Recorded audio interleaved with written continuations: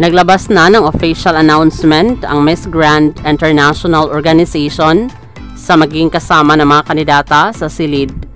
Ang magiging kasama ni Miss Grand Philippines na si Nikki De Mora ay si Miss Grand Cuba na si Sofia Acosta. Samantala, nangunguna ngayon sa ranking ng Hot Picks ang pambato ng Pilipinas na si Nikki De Mora sa mga ilang pageant sites. At pwede nang masungkit ang corona ng 2023 Miss Grand International.